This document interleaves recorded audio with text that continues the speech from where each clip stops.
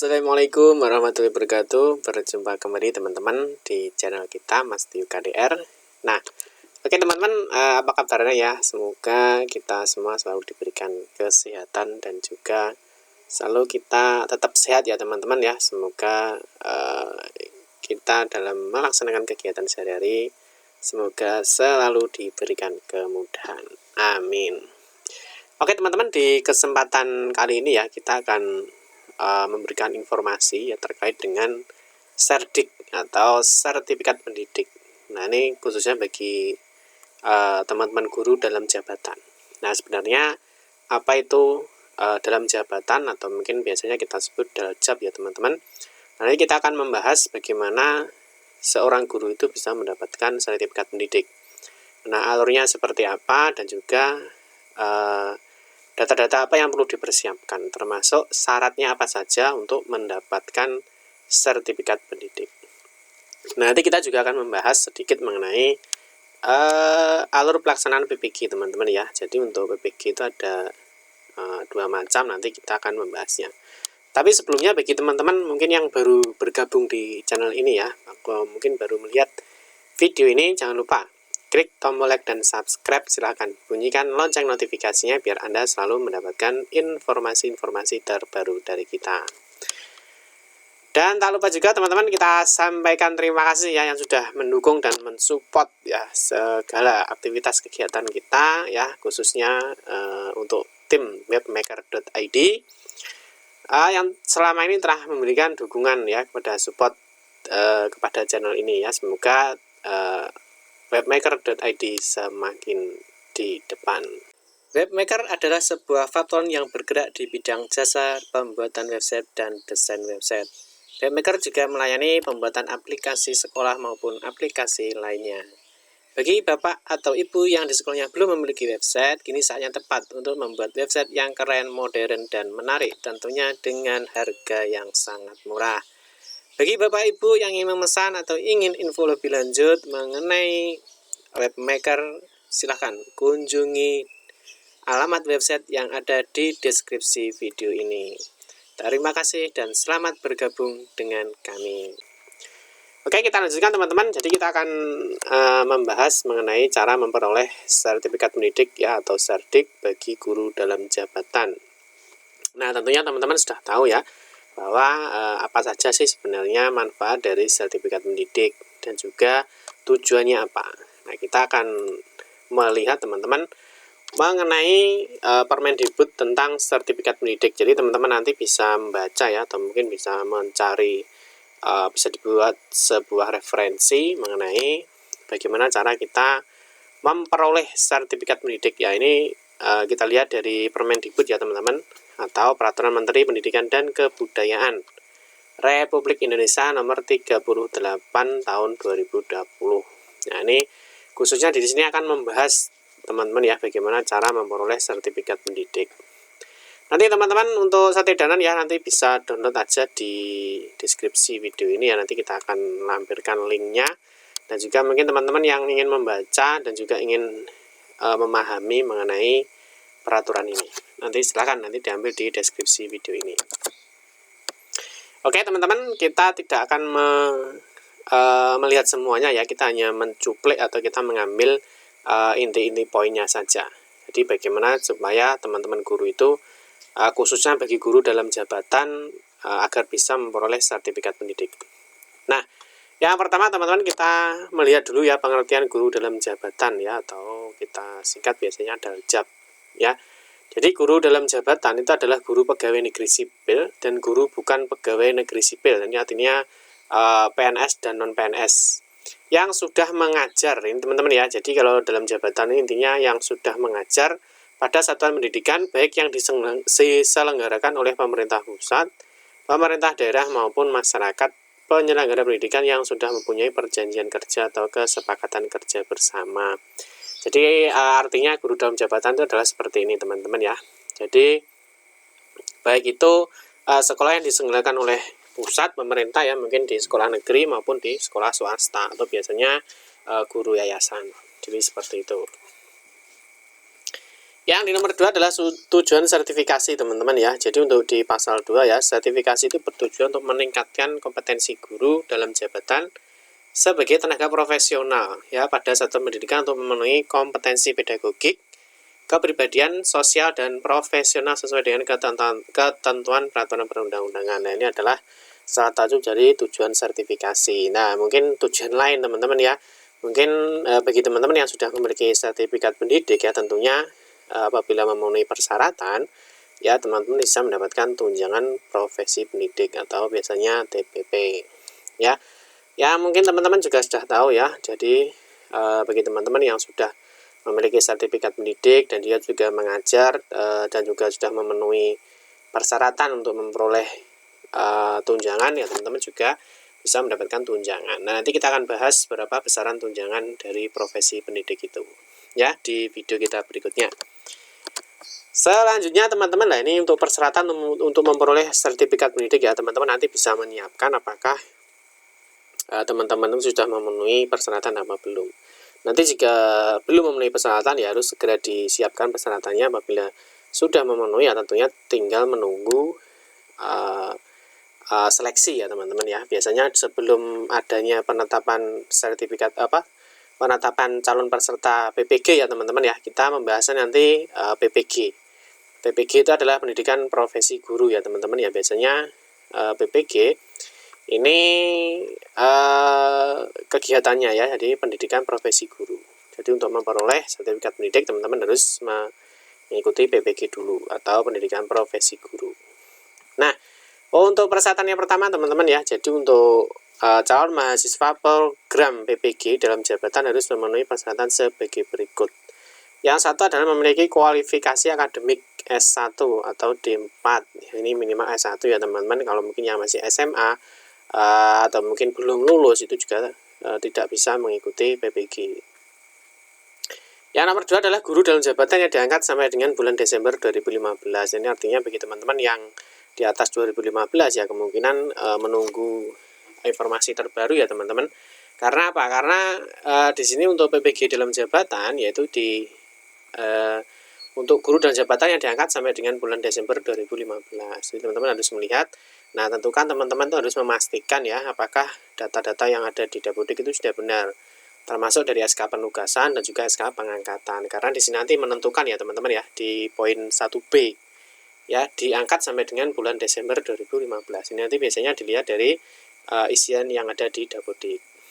Yang C, guru dalam jabatan pada satuan pendidikan yang diselenggarakan oleh pemerintah pusat, pemerintah daerah, dan satuan pendidikan yang diselenggarakan oleh masyarakat.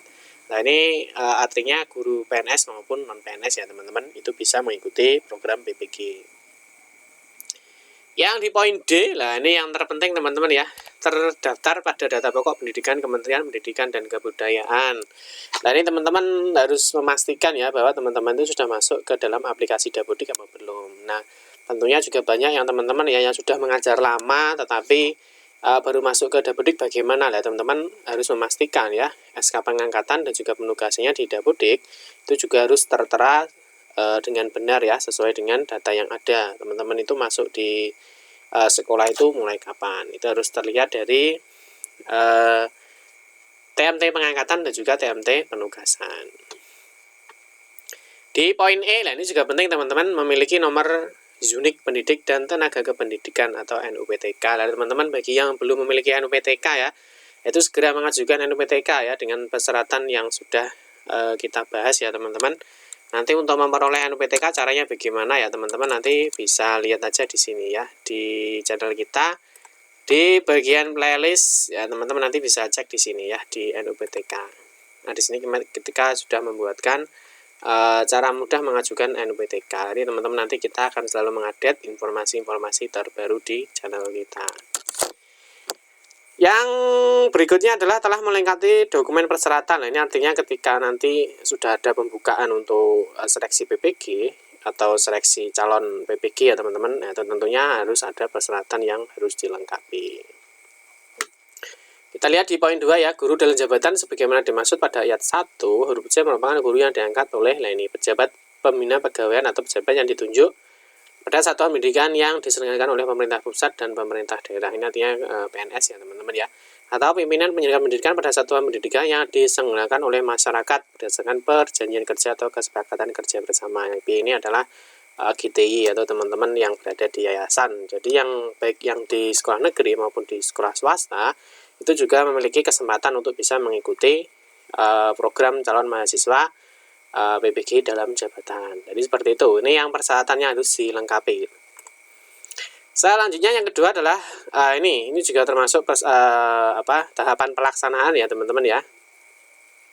Jadi untuk tahapan pelaksanaan PPG dalam jabatan ya, pelaksanaan program PPG dalam jabatan itu dilaksanakan dengan tahapan sebagai berikut. Nah ini teman-teman ini yang biasanya kita juga harus menunggu ya. Jadi untuk penetapan kuota nasional, jadi yang menentukan kuota nasional ya, misalkan untuk tahun ini itu berapa jumlahnya yang akan mengikuti PPG itu juga penetapannya dari pusat.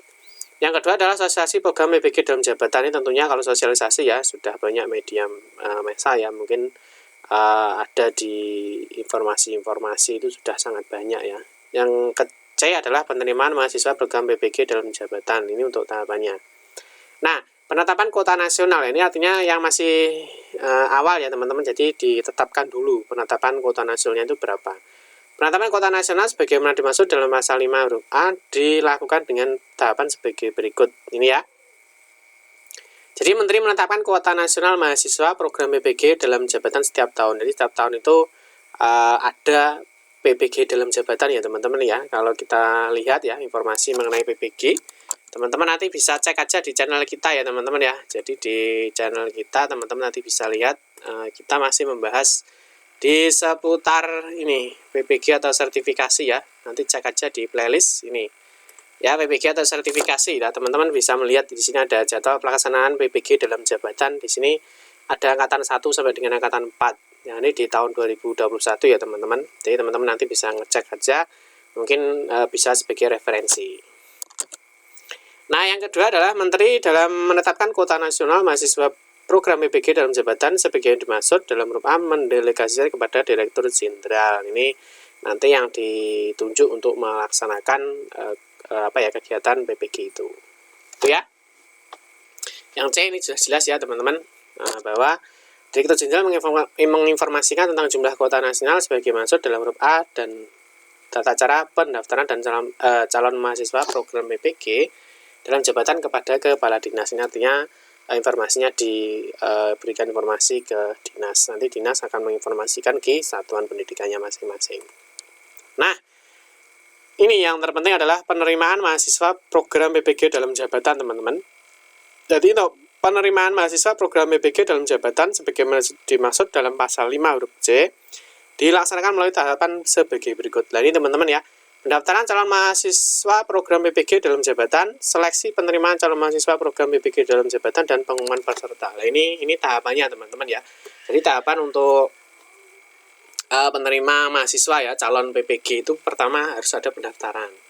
Nah tentunya pendaftaran ini teman-teman ya, jadi pendaftaran ini tentunya dengan sudah ditetapkan kuotanya atau seleksinya. Yang kedua adalah seleksi penerimaan. Nah seleksinya ini teman-teman ya, kalau mungkin bagi teman-teman yang pertama pendaftaran ini nanti tetap ya. Jadi untuk pendaftaran ini menggunakan SIM PKB. Jadi bagi teman-teman yang sekarang itu belum memiliki akun SIM PKB, segera lakukan registrasi dan login pada SIM PKB. Karena semuanya untuk kegiatan PPG itu sudah diinformasikan melalui laman PPG. Yang kedua ada seleksi penerimaan. Nah seleksi ini biasanya teman-teman pretest ya teman-teman ya. Teman-teman yang sudah mengikuti pretest atau dulu UKG ya teman-teman ya, uji kompetensi guru. Itu teman-teman yang sudah mengikuti UKG itu tentunya ketika lolos seleksi ya teman-teman akan diumumkan pesertanya siapa saja yang lolos. Setelah itu akan mengikuti tes berikutnya. Nah, jadi tahapannya seperti ini teman-teman ya. Jadi melakukan pendaftaran ya, setelah pendaftaran ini ada seleksi penerimaan. Lah biasanya ini seleksinya itu bisa berbentuk UKG atau mungkin pretest ya teman-teman. Jadi yang sudah itu seperti itu. Nanti bagi yang lulus dan tidak itu akan diumumkan dan mengikuti langkah berikutnya. Nah, seperti ini. Pendaftaran calon mahasiswa program PPG dalam jabatan dimaksud dalam pasal 8 huruf A dilakukan dengan cara ini. Calon mahasiswa program PPG dalam jabatan melakukan pendaftaran, melakukan melalui aplikasi Sistem Informasi Manajemen Pengembangan Keprofesionalan Berkelanjutan atau disingkat dengan SIM PKB. Jadi teman-teman mulai saat ini bagi teman-teman yang belum memiliki akun SIM PKB segera ya. Nanti bagaimana Pak cara registrasi, bagaimana cara login, nanti teman-teman bisa lihat di channel kita ya. Di sini kita sudah membahas mengenai SIM PKB. Nanti bisa dicek aja di SIM PKB ini teman-teman ya. Jadi mulai dari cara registrasi, lupa password, melihat nomor UKG ya, di sini sudah ada ya, sudah kita berikan tutorialnya. Ini ya, jadi teman-teman yang pertama harus memiliki akun SIM PKB. Nanti teman-teman apa saja cara jadi SIM PKB bisa lihat di channel kita. Nah yang kedua teman-teman harus mengunggah dokumen. Nah, ini tentunya ini untuk seleksi awal ya teman-teman ya. Jadi untuk teman-teman yang program pendaftaran awal itu teman-teman harus mengupload ijazah. Nah, ijazah ini untuk melihat linearitas teman-teman ya. Apakah ijazah dengan yang akan diajar itu adalah linear apa tidak. Surat keputusan pengangkatan ini tentunya ini adalah SK-nya ya, harus dilihat SK-nya itu TMT-nya berapa. Nah, seleksi penerimaan calon mahasiswa program BPG dalam jabatan sebagaimana dimaksud dalam pasal 8 huruf B itu dilakukan melalui tahapan sebagai berikut. Ini seleksi administrasi tahap 1 lah, tentunya administrasi itu yang dilihat adalah ini ijazah dan juga SK-SK, itu semuanya diupload lolos apa tidak. Yang kedua adalah seleksi kemampuan akademik. Nah, ini biasanya UKG ya, teman-teman, atau pretest. Nah, seleksi administrasi tahap 2. Nah, tahap 2 ini biasanya nanti teman-teman yang sudah selesai pretest ya atau sudah lolos pretest biasanya ada administrasi kedua ya, biasanya SK yang diupload, terus nanti ada surat pernyataan dan sebagainya. Nanti teman-teman bisa lihat di channel kita ya, ada untuk melakukan upload berkas PPG dalam jabatan di tahun 2021. Nah teman-teman yang belum tahu ya, jadi silahkan mengunjungi akun gtkbelajar.kemdikbud.go.id ya teman-teman, nanti bisa lihat ya di sini. Nanti teman-teman bisa melihat di sini SIM PKB ya, teman-teman bisa login, nanti di situ teman-teman bisa melihat untuk seleksi PPG-nya itu semua yang melalui informasinya dilewatkan SIM PKB. Terus mengenai informasi PPG baik itu prajabatan maupun dalam jabatan, teman-teman nanti bisa lihat di sini ya. Silahkan dibuka aja portalnya ya. Teman-teman bisa lihat di sini ya. Jadi teman-teman bisa lihat di GTK Belajar ya. Nanti teman-teman bisa login di SIM PKB sini atau teman-teman bisa mencari informasi PPG di sini. Ya. Nah, nanti PPG di sini nah teman-teman ini ya, pendidikan profesi guru, dan teman-teman bisa mencari informasi di sini ya, di PPG dalam jabatan maupun PPG prajabatan. Nah, ini contoh teman-teman ya. Jadi di SIM PKB itu bagi teman-teman yang lulus tes akademik, nah seperti ini ya, Anda dinyatakan lulus tes akademik calon peserta PPG dalam jabatan. Jadi seperti itu, teman-teman nanti harus mengikuti informasi-informasi update. Ini penetapan peserta angkatan 1 PPG dalam jabatan 2021. Ini seperti yang sudah kita sampaikan ya, bahwa untuk informasi PPG itu semuanya informasikan melalui SIM PKB-nya. Ya, seperti itu teman-teman ya. Terus ini beberapa yang perlu diperhatikan ya. Jadi untuk sudah masuk ke dalam aplikasi Dapodik, ini persiapan untuk seleksi PPG. Jadi nanti kalau sudah ada pendaftaran untuk PPG, nah teman-teman nanti bisa mendaftar, mengikuti seleksi, dan juga teman-teman nanti bisa jika dinyatakan lulus untuk melengkapi administrasi dan juga bisa mengikuti PPG. Nah ini data di Dapodik pastikan sudah benar ya dan valid, terutama di tanggal SK pengangkatan dan penugasan ya. Nah karena semua data itu diambil dari Dapodik. Kalau misalkan ada kesalahan ya mumpung belum ada pendaftaran PPG lagi, itu segera dibetulkan. Sehingga nanti ketika ada informasi pendaftaran PPG ya teman-teman sudah tidak ada kesalahan data lagi. Yang nomor 3 adalah sudah registrasi dan masuk ke dalam aplikasi SIM PKB. Ini juga teman-teman harus tahu ya, harus bisa mengoperasikan aplikasi SIM PKB, sehingga nanti ketika ada informasi-informasi terkait PPG teman-teman sudah bisa melihatnya di situ. Yang nomor 4 adalah cek SIM PKB secara berkala. Ini ya, biasanya ada informasi-informasi itu juga diupdate melalui aplikasi SIM PKB-nya. Nomor 5, tunggu pengumuman pendaftaran PPG dari pusat. Nah, ini teman-teman ya, jadi untuk pendaftarnya kalau belum dibuka ya teman-teman tidak bisa untuk mendaftarkan di PPG ya, karena untuk saat ini ya teman-teman masih ada penyelesaian ya. Jadi teman-teman yang sudah lolos pretest, yang sudah lolos UKG, yaitu mulai tahun 2017, 18, 19 ya sudah mengikuti mengikuti prioritas atau UKG di tahun itu. Nah, di tahun 2021 ini sedang mengikuti istilahnya sedang mengikuti program PPG-nya ya, sedang mengikuti pelatihan atau sedang mengikuti pendidikan ya, itu di tahun 2021. Jadi teman-teman harus selalu mengupdate informasi terbaru ya di laman ppg.kemdikbud.go.id. Jadi nanti baik itu PPG dalam jabatan atau PPG dalam prajabatan itu juga informasinya diupdate melalui laman ini ya. Seperti itu teman-teman ya, semoga bisa bermanfaat. Mungkin bagi teman-teman yang masih bertanya-tanya bagaimana cara mendapatkan sertifikat pendidik atau mengikuti program PPG dalam jabatan. Jadi nanti teman-teman harus selalu mengupdate informasi-informasi yang ada. Oke teman-teman, terima kasih yang sudah menonton video ini ya. Di kesempatan berikutnya kita akan membahas perguruan tinggi mana saja ya yang selaku penyelenggara PPG dalam jabatan ya. Terima kasih sudah menonton video ini teman-teman. Mohon maaf jika ada salah-salah kata dalam memberikan informasi dan penjelasan. Kita berjumpa kembali di video-video berikutnya. Saya Giri, wassalamualaikum warahmatullahi wabarakatuh.